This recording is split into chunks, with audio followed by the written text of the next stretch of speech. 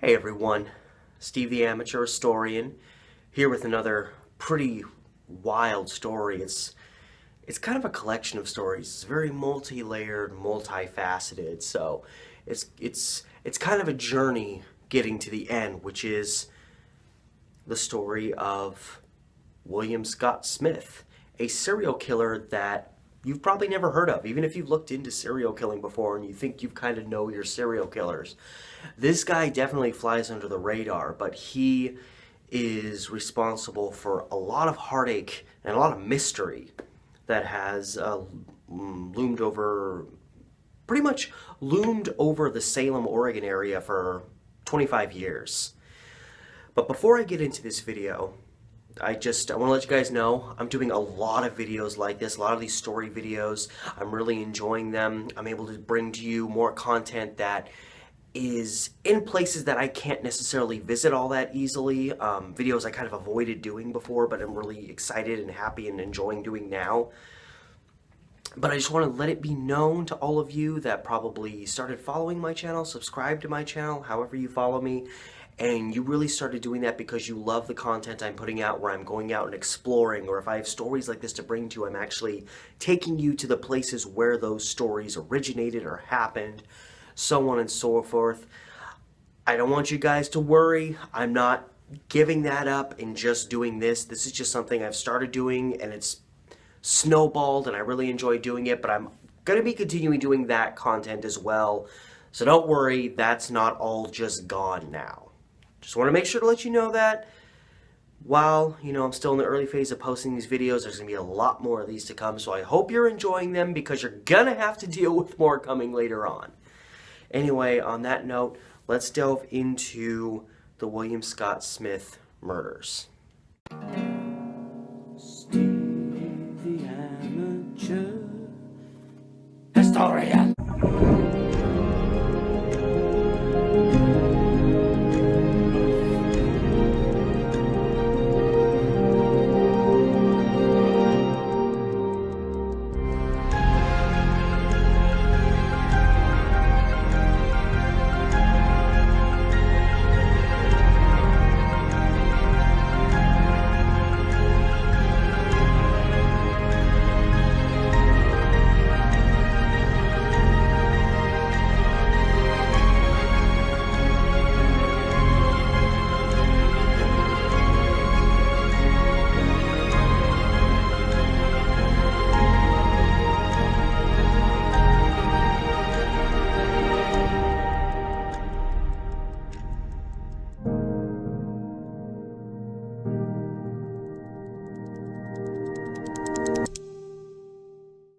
So the whole story begins on Independence Day, July 4th, 1982.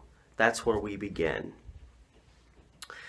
It's roughly, I want to say about 9:30 in the evening when a Domino's, located in Salem, Oregon, gets a call for some pizzas, understandably, to be delivered to the area of River Haven Drive, which is a road getting out pretty far west of Salem. You're kind of starting to get out to more rural setting, but you're still kind of on the fringe of the actual city. And so a young woman named Sherry Irely, who works for Domino's, she actually wasn't supposed to be working that night, as I understand it. She was actually covering someone's shift. She was given the order and headed out towards the location of River Haven Drive. And that's the last time she was seen alive. It's unfortunately really that simple, to vanish forever. And this was 1982. Here we are, pushing 30 years later, her body has never been recovered. And because of that, it's unlikely it ever will be. But not too long after Sherry left the Domino's, last seen by a coworker or two, it's, again, Independence Day, and a couple of young boys were out setting off fireworks, and they discovered the van that she was driving. It was parked along a gravel road that actually, if you go a little further down, it kind of turns and River Haven just kind of runs off of it like that. And it's pretty much a dead end. Once you turn down this gravel road, it dead ends. Her van is found in this area. The van is still running. I want to say the door was open and there was actually pizzas on the ground. It kind of created the impression that maybe she was stepping out of the vehicle to hand people some pizzas, but that at the same time is hard to believe because she hadn't quite reached her destination. But obviously, discovering a van in that condition, in an area where there's not really a whole lot going on, it was immediate cause for concern. Pretty rapidly, this starts becoming a missing persons case.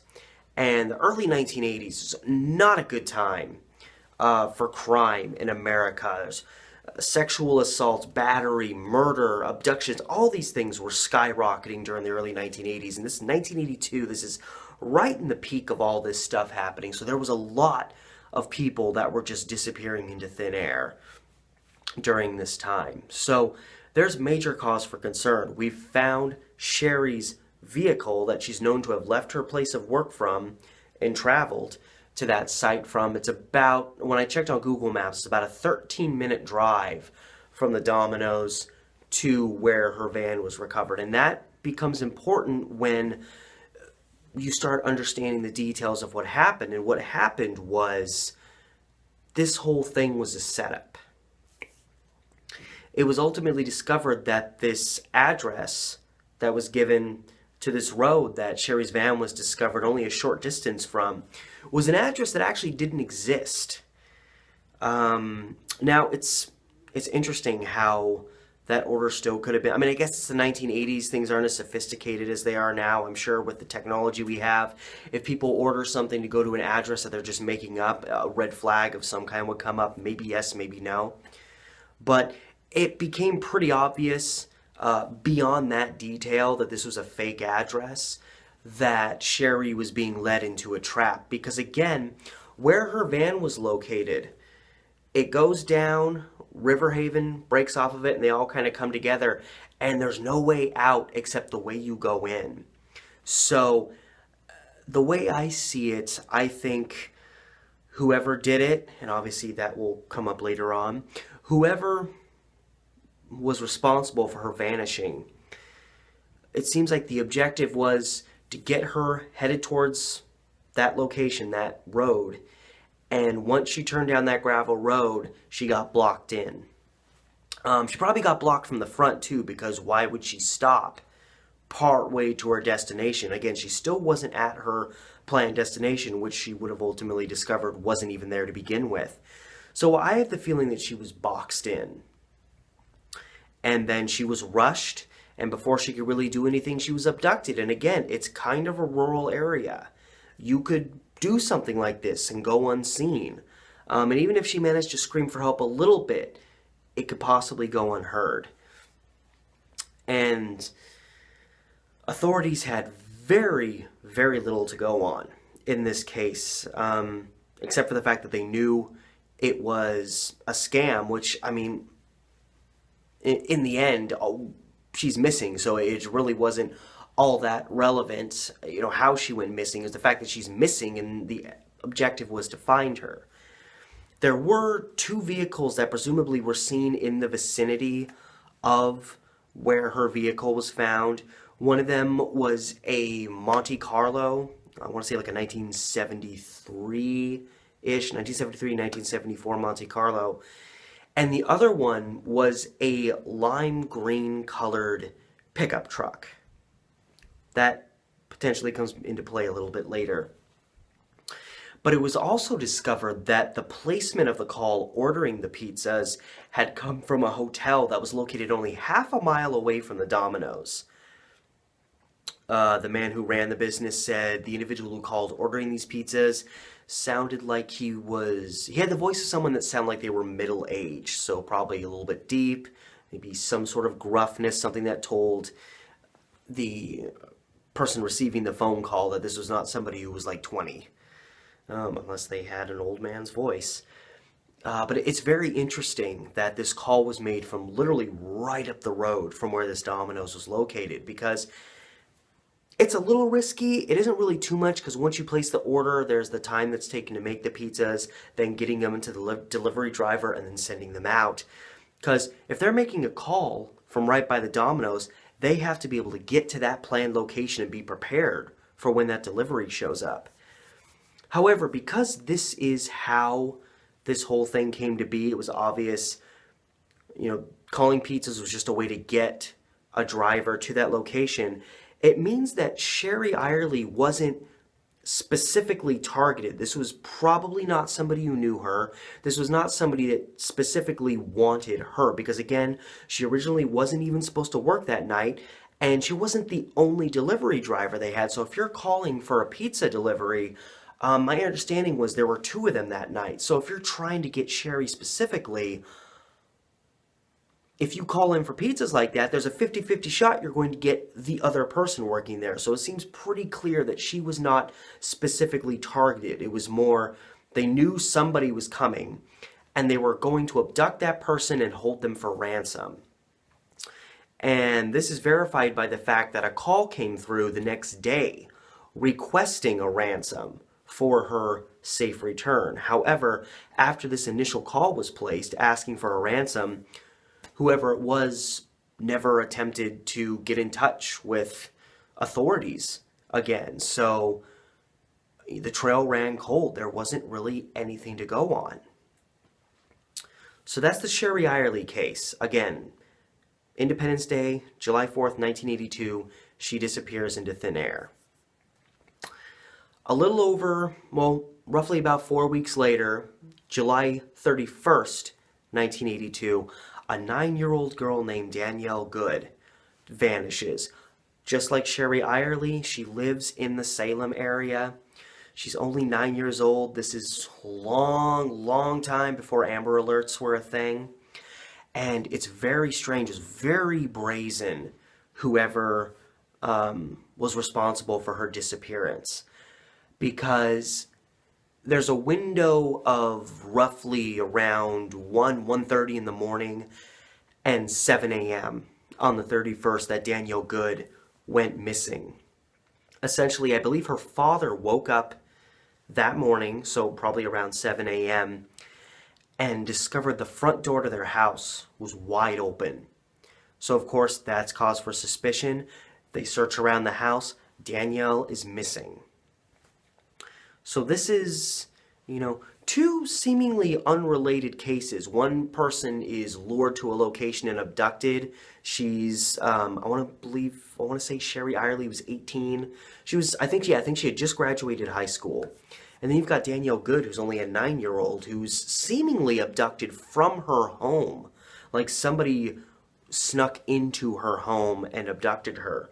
The other slight possibility is someone that she felt she knew or she trusted maybe came to her window and was like, hey Danielle, go to the front door, just come here, and lured her out of the house, possibly from the outside. But the fact that the door was left wide open at her house suggests like a snatch and run, like they didn't even take the time to close the front door.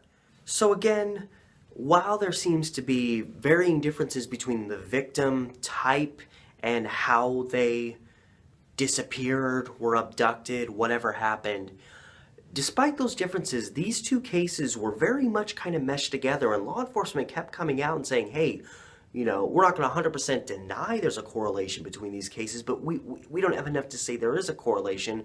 They're 2 different from one another. And, both of them go, it seems, quite a while without any real, we get into August, it starts getting into mid-August, and not much is really happening, and people are very on edge. Young people are disappearing. And that's when a man named Darrell Wilson comes into the equation. Darrell Wilson just happened to drive a limeish colored green pickup truck, much like the type of vehicle that was reportedly seen in the area where Sherry Irely's van was ultimately found. So that in and of itself is suspicious, and it was noted that right after Sherry went missing, he painted his vehicle brown. So, another suspicious thing. He also had reportedly been camping along the Santiam River, which the Santiam River runs near Salem, but his whereabouts from 6:30 p.m. till 3:30 a.m. This is the night. This is January, July 4th, going into July 5th. 6:30, suddenly nobody knows where he is, and he's not seen in this campground area. And Sherry Airley vanished during the 10 p.m. hour. So this guy doesn't have an alibi for a massive chunk of time that surrounds when Sherry Airley vanished. He would have had time to go into Salem, to make the calls, to abduct her, do whatever he had to do, and then ultimately get back to his camping area in the middle of the night, literally. But beyond what made him attractive in the Sherry Airley case alone, what's interesting is he has connections to both Sherry Airley and Danielle Good. And I've even heard reports that apparently he just kind of knew Sherry and apparently was romantically interested in her.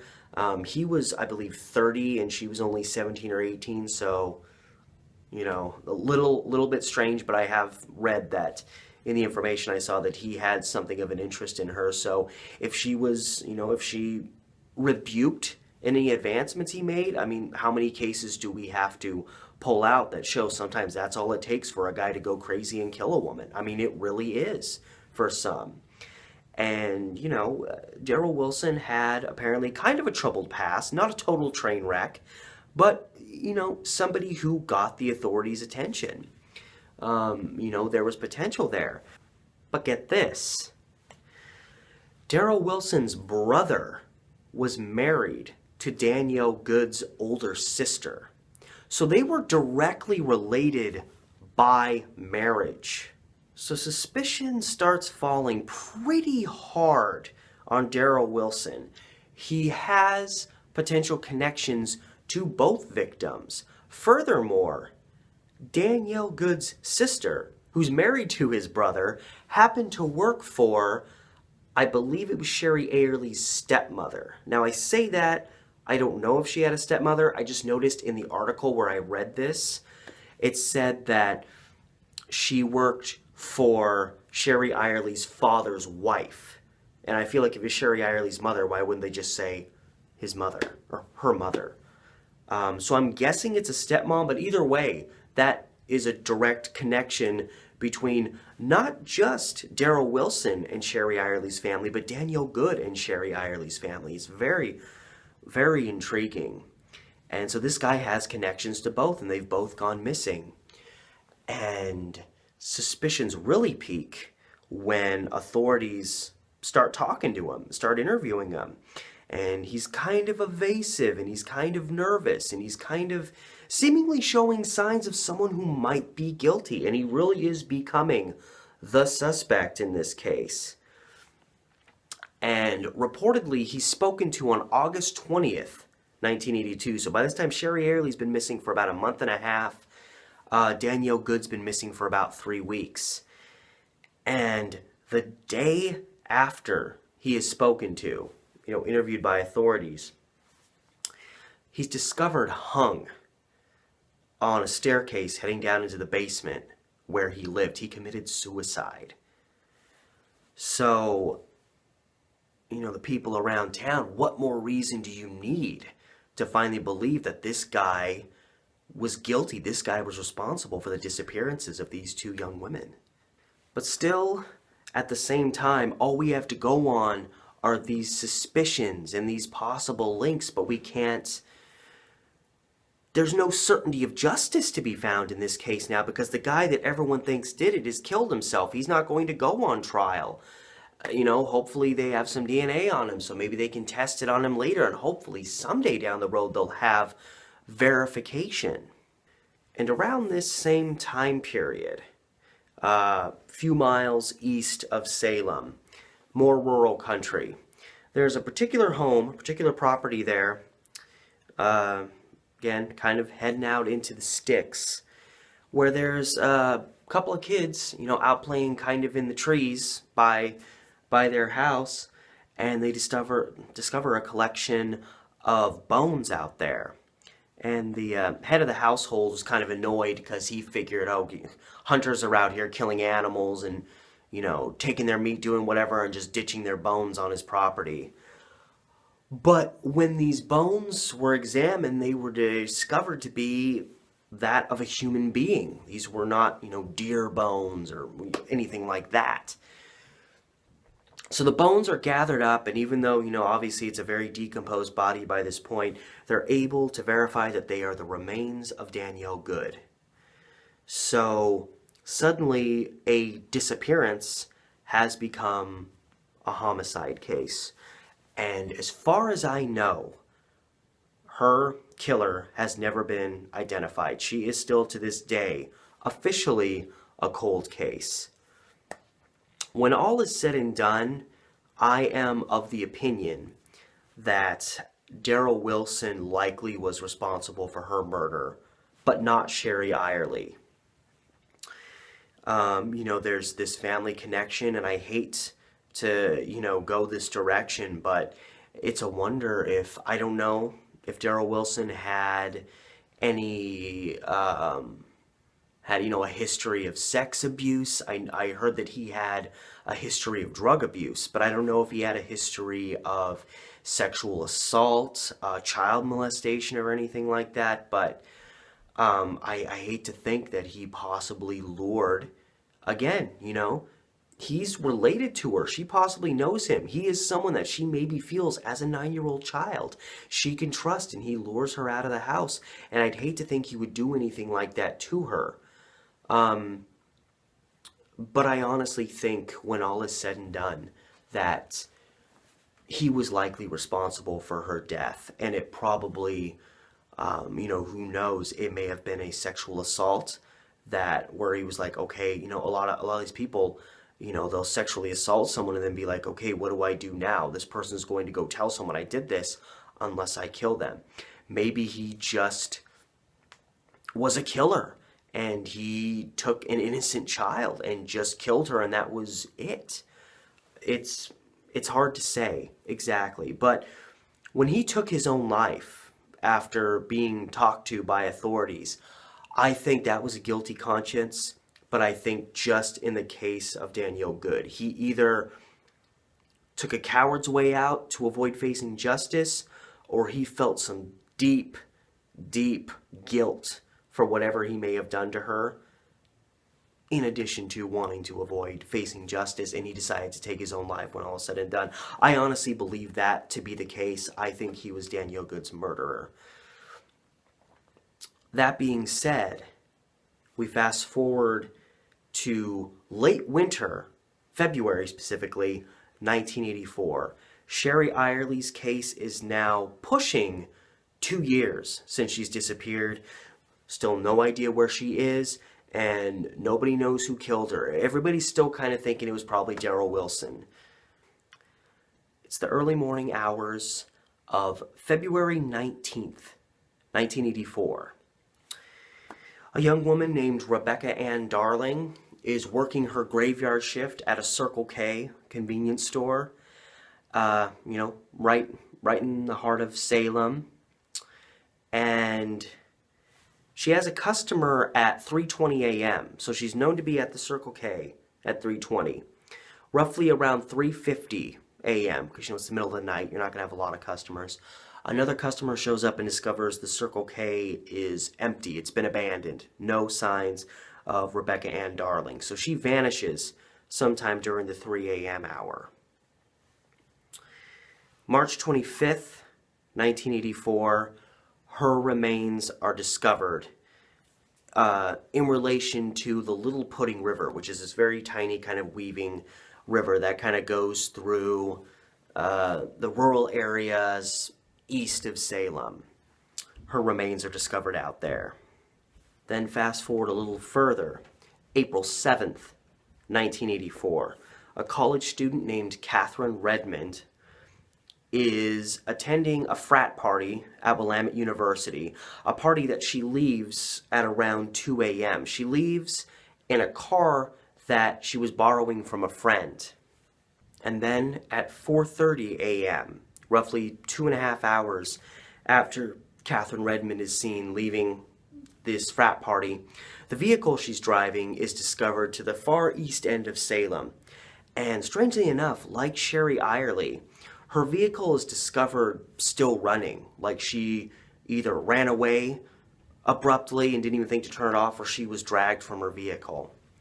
So, another missing person. People are really, panic-stricken because only like 2 weeks before, the body of Rebecca Ann Darling is found, and now they're on the search again to find another missing young woman.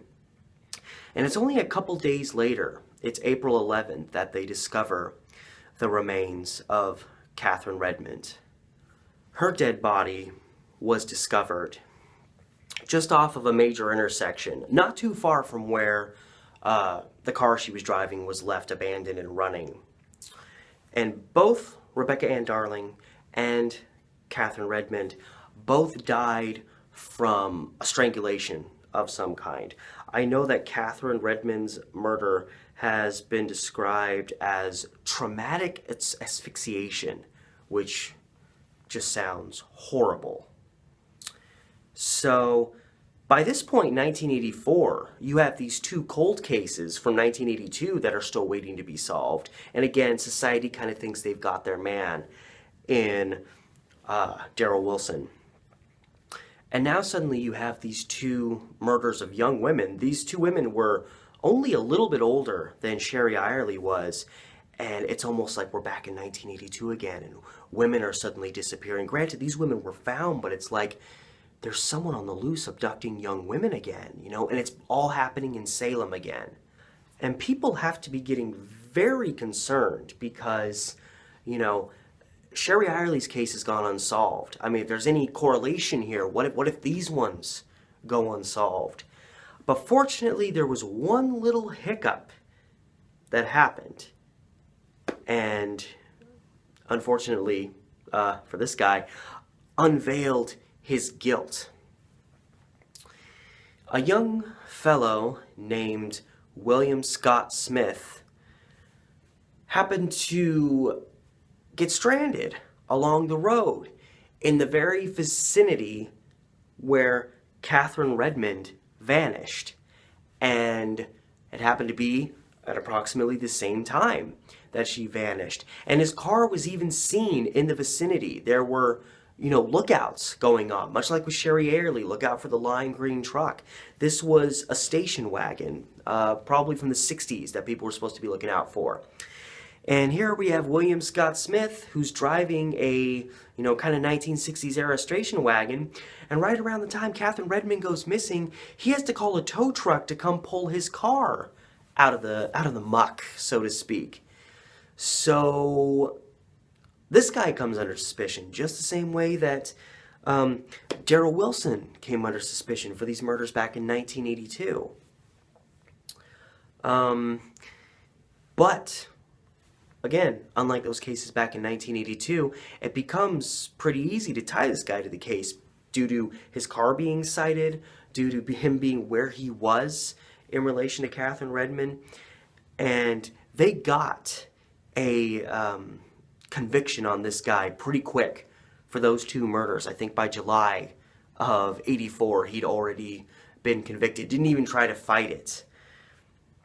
William Scott Smith was one of these guys that seemed to be pretty troubled from a young age. He was a big, bulky guy. I don't remember exactly how tall he was, but he was about 300 pounds. He was a big guy who likely used his girth to overwhelm these young women to a degree and then murder him.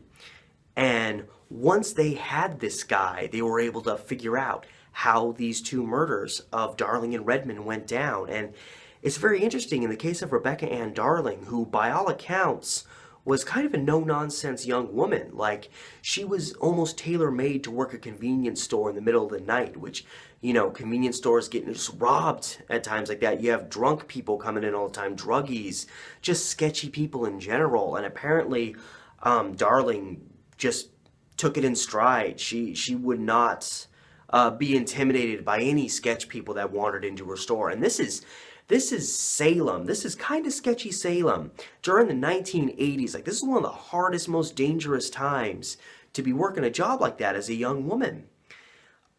Which is very interesting because, according to William Scott Smith, he walks in during that 3 o'clock hour and he gets her to leave with him voluntarily. So I don't know if they knew each other. I'd almost have to venture a guess that they had to have known each other. Because it doesn't make sense for her to just leave with him. It doesn't make sense for her to be manipulated by a guy like this when she's used to seeing crazies all the time. But also, she's just going to leave her job in the middle of her shift and risk losing it? That sounds very suspicious, but according to Smith, she leaves voluntarily with him. So I'm thinking they probably knew each other and she felt comfortable with him. And maybe he expressed that there was some emergency he needed help with. But according to him, they drive back to his place and he literally murders her in his car in the parking lot or driveway in front of where he lived. And then he drove her way out to the Little Pudding River, which is, you're going way out in the sticks. Very unlikely to be found. Fortunately, her remains were discovered, and he dispatched her remains there, not to be recovered for over a month. But in the case of Catherine Redmond, we discover a modus operandi, a method of operation for Smith, which is he was, and we know he was doing this because there was another woman who stepped forward and said a guy that looked just like Smith, who drove the same car, did this to him. And he ultimately admitted that this is how he was able to abduct and kill Catherine Redmond, was he would intentionally rear-end vehicles that women were driving by themselves. And then, of course, when an accident happens, you stop, you get out of your car, you discuss the damage, you exchange information. And essentially, once he got that woman to step out of the car, he would grab and abduct them. Which makes sense when you understand that the car that Catherine Redmond was driving was left running. You know, the accident happens, she maybe doesn't think to turn the car off. She steps out of the car, he grabs her, forces her into his vehicle, and the next thing you know, she's dead. So yeah, and he was known to have done this to another woman. A woman came out and said that he had rear-ended her, and it seemed like, you know, he wanted to discuss the damage, and she refused to get out of her car to address him. And she suggested, hey, let's pull over to this, it was like a gas station, like, let's pull over to a place where there's actually other people around. And I guess he kind of lazily agreed to that. And when she pulled over to go to the gas station, he took off. So it's like he realized, okay, this one's not happening, I need to split. So that was his modus operandi, and it really is. It's representative of this William Scott Smith guy. It's astonishing that he got away with as much as he did, because this guy was not a smart criminal. He'd had a record of serious offenses dating back to 1978, and he was even a person of interest in 1981 for a woman who was missing in Idaho, which is a murder that may still be a cold case there. I know he's never admitted to being involved in that, but apparently he was being interviewed about that, and the moment the authorities started talking to him, he bailed out of Idaho and relocated to Salem. And not long after that happened, Sherry Ayerly vanishes. Sherry Ayerly, sorry. And, you know, it really seems like this guy, you know, he did his crimes half-cocked. I mean, what kind of a person uses a modus operandi who either isn't all about the risk or isn't just a really bad criminal? He uses the method of rear-ending another vehicle to abduct and murder women. First of all, how are you automatically going to know that there's nobody else in the vehicle, an adult or even a baby or something like that? And when you rear-end a vehicle, that attracts attention to you. And if you're trying to abduct something, the last thing you want is other people to take notice of you. Rear-ending somebody, forcing your two vehicles to the side of the road, and then getting out and discussing an accident is not a great way to go unseen. So this was a very half-baked method to try to abduct women, and it worked for him once. But it seems like he really just got lucky. And he's found guilty in 1984, and he's given 2 life sentences for each of these murders that happened in 1984. Now, what does this have to do with Sherry Irely?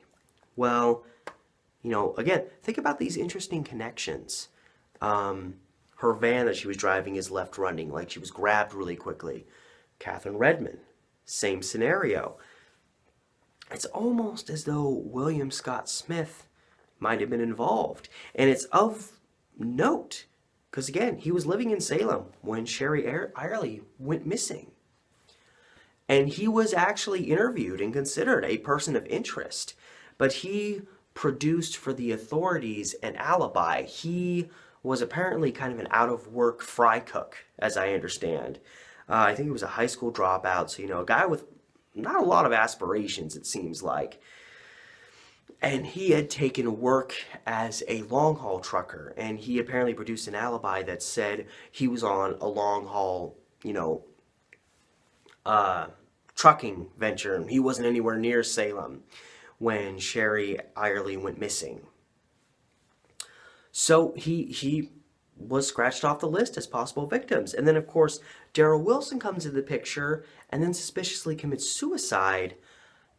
And, it becomes pretty consistent in the minds of the locals. He's the guy. So you're almost, as a Salem, you're almost not looking for another suspect.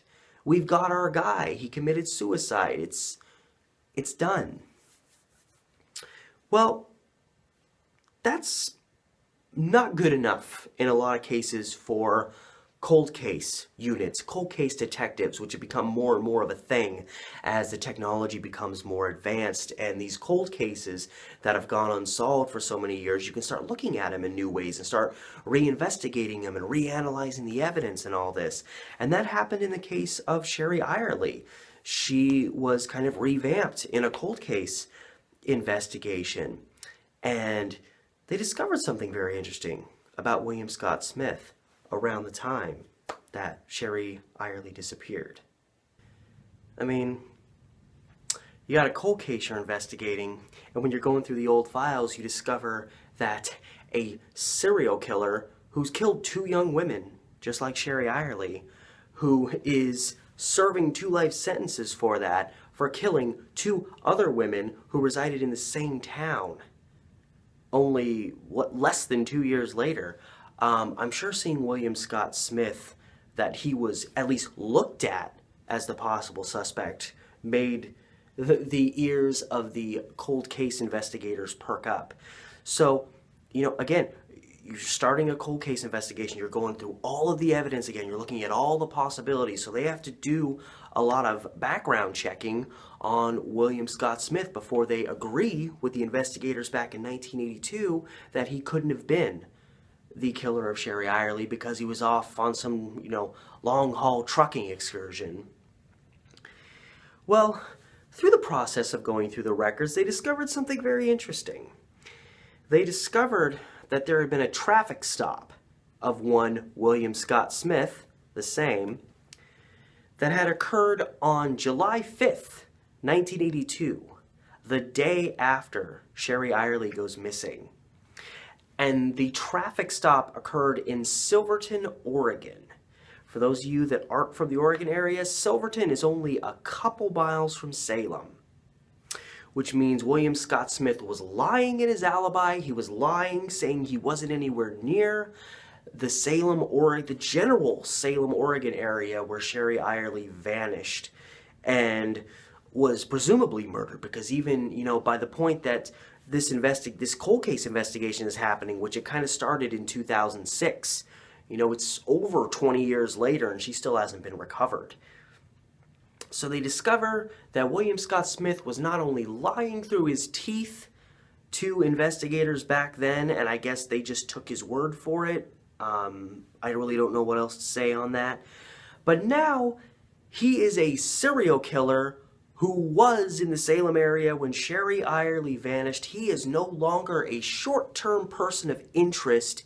He is a suspect. So they go visit him in prison to have a little sit down to discuss this little oddity with him. Hey, we understand you had an alibi that's a bunch of nonsense for where you were when this young woman vanished who totally fits the type of person that you would go after. We know that because of the other two women you have admitted to killing.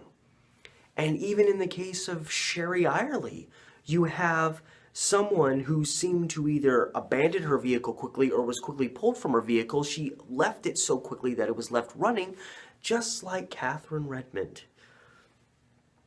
And again, just like with these women back in 1984, it does not take the authorities long to get William Scott Smith to confess almost 25 years later to being the murderer of Sherry Irely.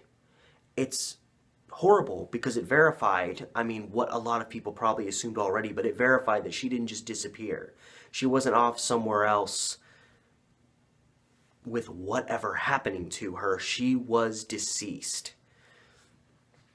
And William Scott Smith expressed that her remains had been put into the Little Pudding River, just like in the case of Rebecca Ann Darling, just in a different set of circumstances. Sherry Irely's remains were never found, and efforts were resumed again to try to find her remains, but again, it's almost 25 years later.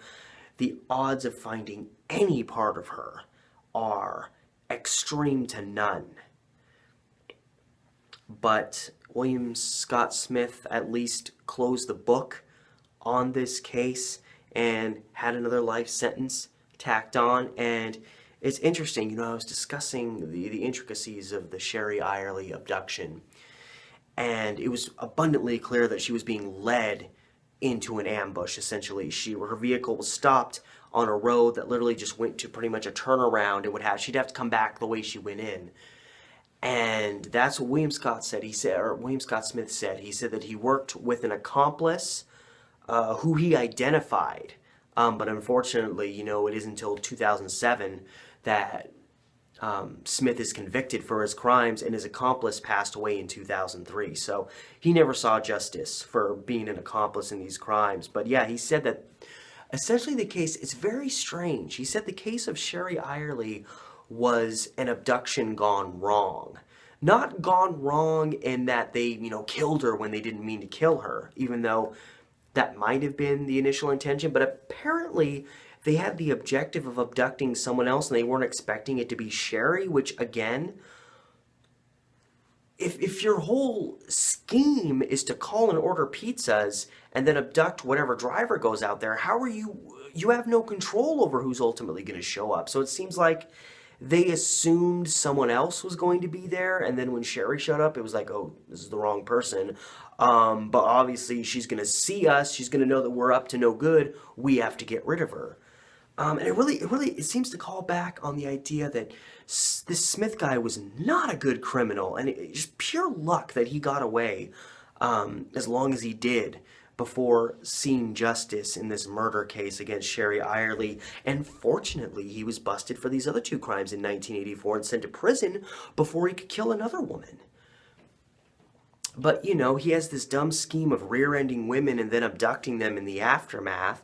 And it seems like, they had this other scheme where they were going to try to abduct someone, but they thought by calling a pizza place and having a delivery driver out there, they could control specifically who that driver was that was going to report there. And they call from a hotel that's really close to the pizza place, and then have to rush obviously to that location before the delivery driver gets there.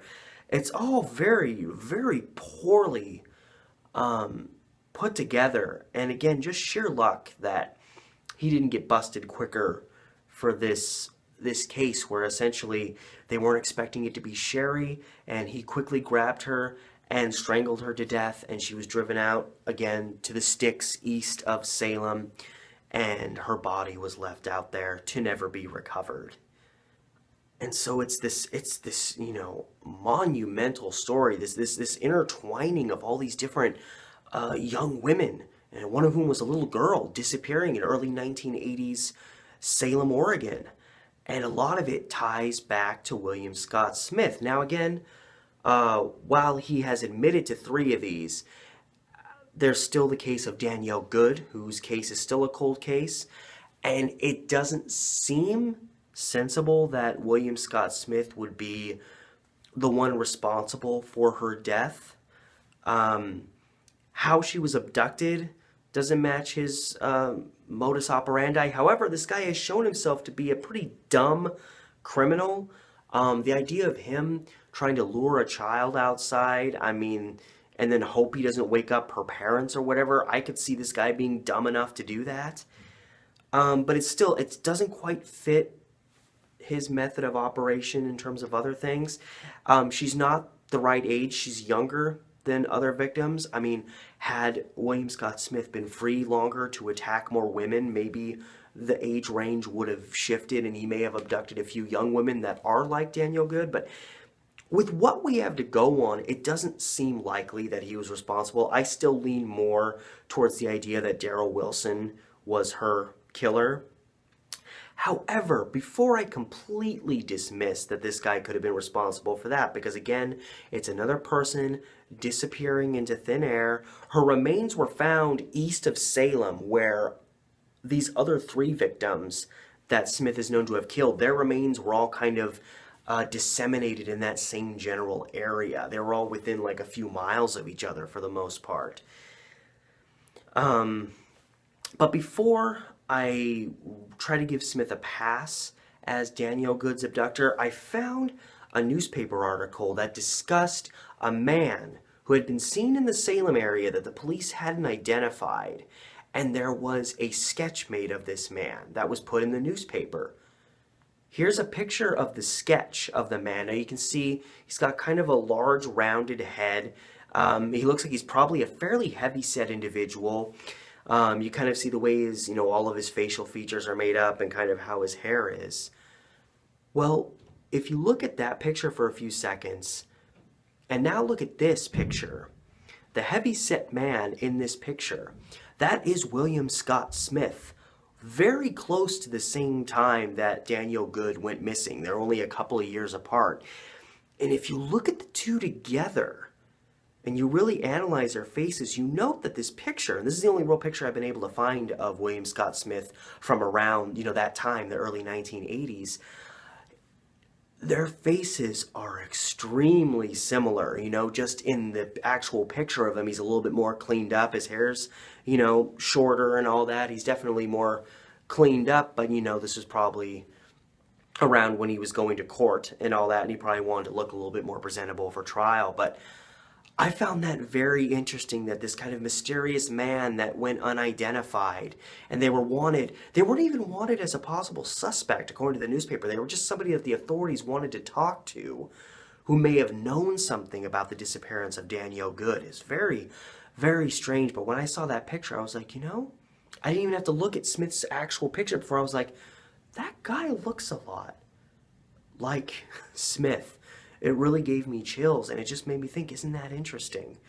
That they were looking for a guy that the sketch they made looks a lot like Smith in relation to this other crime case. So I'm still pretty sure it's Darrell Wilson, but I'm not 100% convinced in this case. I'm just glad that this guy is going to be in prison for the rest of his life, and there's at least some justice for these 3 victims that he is known to have murdered by his own admission. So it's a very bizarre, interconnected, multifaceted story. And then in the end, it all comes back to this one serial killer that you've probably never even heard of. Even if you study crime, even if you study serial killers, this guy has flown under the radar, and yet he's responsible for all this hysteria, all this pain, all this mania that engulfed Salem over these couple of years back in the early 1980s. A really wild story, but to be respectful, a horribly tragic one, with multiple families forever altered by this one freak, to put it that way. So anyway, guys, I hope you enjoyed that story. It really goes deep and goes in depth. And all that said, the shtick. Remember to like, share, subscribe, help my channel grow even more. I'd appreciate it. I love you for finishing this whole video. If you did, that's amazing. And also, if you want to help me financially, to allow me, as I always say, to do even more with my channel, hit up my Patreon channel, my Patreon page, links in the description below, right here, as always. And anyway, till next time, guys, this has been Steve, the Amateur Historian.